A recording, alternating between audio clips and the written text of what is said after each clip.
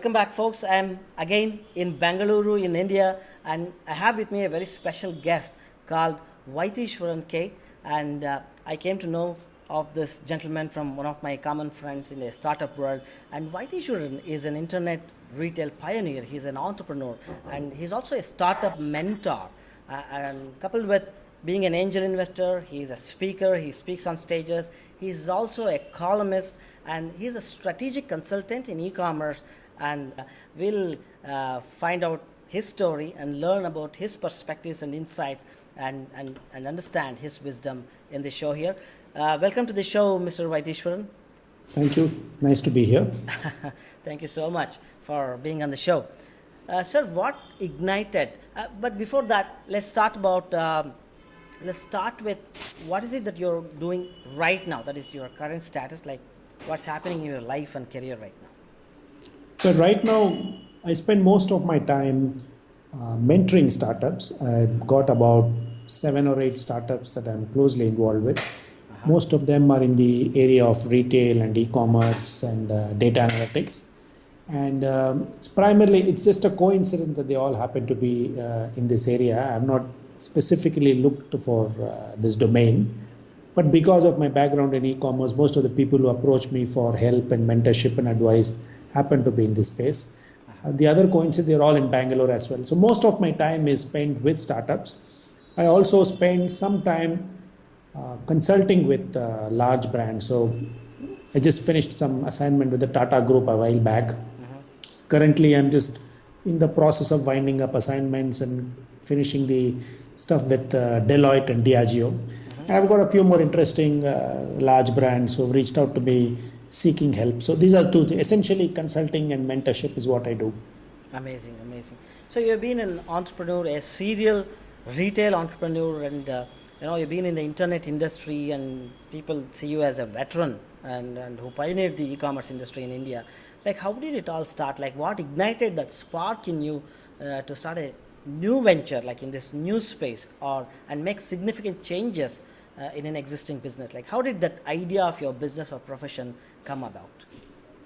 Well, basically, the inspiration happened because I remember in sometime in 96 or 97, I used to work for Wipro, and I was working in some project, and at that time I had to connect with some people outside India, and primarily because the phone was very expensive, I used the email. It was my first email connection. It was the Hotmail ID, and as I was browsing the internet and sending and receiving mails, I saw an ad inviting me to buy books. I clicked on the ad, landed on the site called Amazon.com, and I was very fascinated and said, "This is incredible that a company sitting on the other side of the world is able to sell books to me." And at that time, Amazon used to sell only books.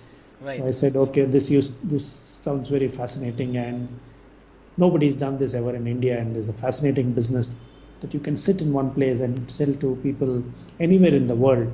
I mean, normally retail essentially is about selling to customers you physically see, and here was suddenly an opportunity to retail books to people, to customers you may never see. So I thought I was very fascinated by that, and said I must try and see if I can, launch something like this or get involved. So that was a starting point, and then multiple things happened. A bunch of friends got together and we launched. But I think that was really the spark as far as I was concerned. So that was the beginning of FabMart. Correct. Amazing. So what are the 3 best decisions you have ever made in your life? Not just in entrepreneurship, is it? Anything. Yeah. The top 3 best decisions that you have ever made, which turned out to be well. Well, one is, I think, getting married was a great decision. Awesome. Okay, because, you get married to somebody you like, and then you realize that the great person you can spend the rest of your life with. So I think to me, it's turned out to be an absolutely wonderful decision. I would certainly rank it as the best decision that I've made so far. The second is to actually become an entrepreneur. I think that's a great decision. Now, Sometimes things end pleasantly, sometimes things end unpleasantly. All the companies that you start up don't go and have a pleasant exit or a buyout or a merger, some shutdown. But one of the things that I've always believed in is that companies may or may not succeed because the success of a company is dependent on multiple factors. Right. 95% of startups will fail, but 100% of entrepreneurs succeed. That's my view. Wow. So the act of starting up is a success. How it ends, what the journey is, I think is really a matter of detail. So the fact that I was able to, despite coming from a background where we're not a business background and we're coming from a middle class family, so we don't have a safety net or a back or a fallback, and yet I managed to take that decision and become an entrepreneur. To me was the second greatest decision. And well, those are two that I can think of. I'm not sure. I would think hard for the third, but these two have been great decisions. Okay. Starting FabMart was a great decision. Yeah, that's part of the entrepreneurship. Entrepreneurship as well. Okay, great. So if I have to, like, you've been an entrepreneur, you've been a business, leader all the time. So, what three words represent your approach to entrepreneurship or business or leadership? Like, what three words come to your mind when you think about these topics? Well, the three words that I would think is one is first word would be optimism. I'm extremely optimistic of most things. Even when things are going badly, I think good times are around the corner. Right. So I think that's one thing that I would associate myself with. Second, if you look at my entrepreneurship style, I think second word that I would think of is very frugal, right? And it sounds very traditional, it sounds very old-fashioned. Today's entrepreneurs are not expected to be frugal, they're expected to be lavish, they're expected to spend more than they earn. Somehow that never appealed to me. So I think I've been old-fashioned, I've been traditional, but I believe that in the medium term, in the short term, lavishness may work. In the medium term, I think being frugal is a good characteristic, good habit. So I would call myself a frugal person. When I'm saying frugal, I'm not saying penny wise, pound foolish. What I'm really saying is that you spend where you have to, but you don't spend where you don't need to. Right? I mean, you need to be practical about it. The third thing is, I think sales. Right now, most people believe that. In fact, I know many people, especially today's entrepreneurs, who believe that marketing is a superior function compared to sales. But I come from a school of thought where I believe everybody is a salesman. You could be in a career, you could be working, you could be in a school, you could be a student, you could be a college student, you could be a parent, you could be a kid. But I think we are all selling to somebody. Right. And it's very, very important to be a good salesperson.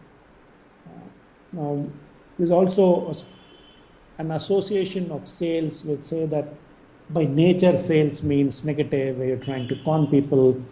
That's not what I mean. I think the ability to successfully persuade people and ability to position your point of view is an important thing. And I would think that I'm reasonably good at it.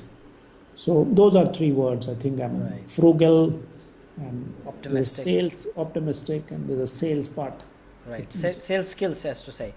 Yeah, I could recall that my mentors used to tell, because I was very reluctant to sell at the beginning of my career, and my mentors used to tell me, look, Ram, if you want to succeed in life, like, sales is not bad. In fact, if you have a great service and you don't sell, you're actually doing a disservice to the society. That's what they used to tell me. Absolutely. That actually changed my perspective to sales. Very nicely said, sir. Very nicely said. Mr. Vaitheeswaran, like, is there a teacher that you remember having been, particularly influential on your journey so far, for you? A teacher? Yeah. Specifically, not one person. And I don't want to name one person, but I think I've been extremely fortunate. I spent 4 years, my first 4 years working for the Murugappa group. And then I spent the next 10 years for the Wipro. And then I became an entrepreneur. So most people today in their first 15 years of their career would change 4 or 5 jobs, Correct. right? I did only 2 jobs. I just did 2 jobs in 15 years and then moved to become an entrepreneur. And that was my third job. So essentially I've just done 3 roles only so far, over 30 years. But where I've been lucky is the bosses that I worked with, and I think that's more of a coincidence, and sometimes that's where luck plays up. All of them have taught me something. So it's hard for me to say that there's one person who's influenced me, but I think all of them in their own way have taught something very different. I've learned from all, and all of them have been great people. You know, many people who work, worldwide, suffer from what is called the bad bosses syndrome. Right? 80% of the people have bad bosses. It's a reality, it's a statistic. Sure. I think I've been extremely lucky. I've never had a bad boss. All my bosses have been extremely good, and I've learned from all of them. So I think all of them have been my teachers in my career. Each of them have taught me something that I've managed to aggregate and learn from. Amazing. And today, incidentally, in India is called the Guru Purnima Day, where we, in India, people we worship and remember the gurus that we have that have taught us, either present or past. Correct. Okay. Absolutely. So you said you worked for Murugappa Group and then worked for a long time for Wipro, and then you started your entrepreneurial journey. So how was the shift? How did that happen? Was there a story behind that? Some incident happened that you made that shift? How did you make that leap? Because this is a secure world. This is a very risky world, the entrepreneurial world. So how did that shift happen to you? So like I told you the incident as to why I got excited about e-commerce. But the shift happened is that while I was thinking, I was trying to figure out how to actually get into e-commerce. I tried looking for an opening in e-commerce within Wipro. That didn't work out. Nobody else was doing e-commerce in India. And I had spent fairly long periods of time in Wipro selling computers, and I was getting bored. I wanted to do something different. But all the other opportunities and jobs that I got in the industry were all from other computer companies, all wanting to employ me primarily because I used to work for Wipro selling computers, so they felt I could join them and sell their computers, and to me there was no difference. One computer was as good as the other. It just didn't make sense. So I was looking to do something different, and then this incident had happened about selling books on the internet.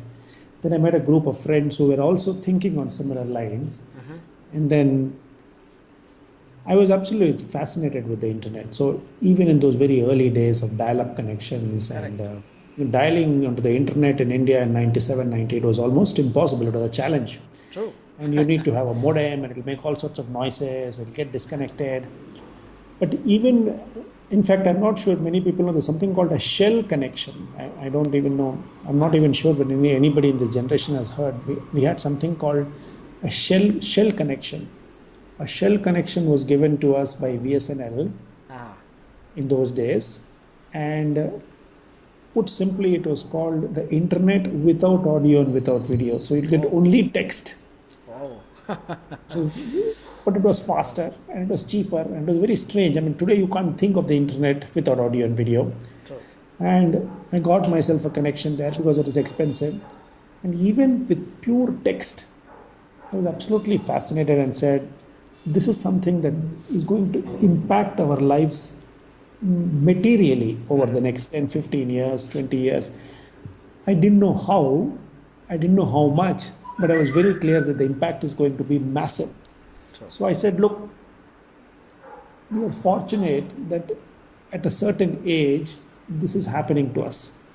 You can't pioneer the internet 20 years later. Correct. And you couldn't have pioneered the internet 10 years back. So we were in a sense lucky. Right time. Now, why would we allow that opportunity to go away? So we said, forget it, let's throw up our jobs and take a risk. That's the reason. Amazing journey. Yeah, I could relate to what you said, because the first computer that I ever saw was a PC, with that 360 kilobytes of floppy disks on either side, like A drive and P drive, like very Right. very archaic, like in Right. today's world. And the green monitors with green text around, like That's what I used to sell. All right. So, Mr. Vaitheeswaran, like, what is your definition of success? For an entrepreneur Yeah, or generally? what is it? What does success mean to you? Well, to me, success means A, content with what you have, and B, the satisfaction that you're given 100%. I think a lot of people associate success with outcomes. Yeah. I associate success with the effort. Theoretically, it is possible that you put in 20% of effort and got 100% success. That's good fortune. Theoretically, it's also possible that you got 100% effort and got 0% outcome. That is also fortune, right? One is good fortune, the other is bad fortune, but it's just fortune. What is in our hands is not the outcome. Therefore, what is in the hand is the effort. So as long as I can go back to sleep in the night saying, I did my best, then to me it's success. Whether it resulted in a great outcome, whether it didn't result in a great outcome, well, I don't control that, right? I mean, after all my efforts, it's possible that the outcomes were not as good as we wanted, simply because fortune was not our way, luck didn't go our way, some other things happened that we couldn't control. So, but what we can control is the ability to go and put in the effort. So, to me, success, certainly in a career or anything else, would be I walked away from it, but I gave my best. To me, that's success. Awesome. Well said, sir. Well said.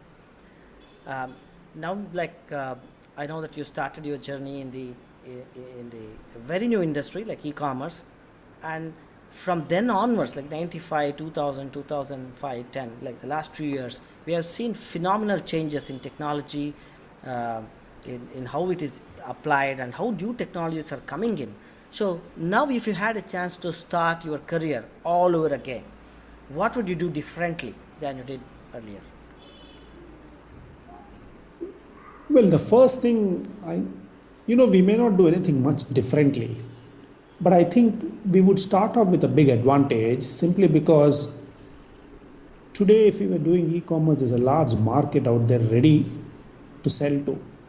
In 99, nobody even understood the word e-commerce. So I think we struggled a lot to create the market, and it took lots of effort and years before the market reached a reasonable size. So I don't think we would do anything differently, but what we would certainly do is to start off more confidently and more aggressively because we knew that the market is there.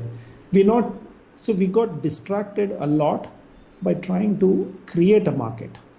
I think the distraction won't be there. So in that sense, I think we would be more focused and more aggressive from day one. Right.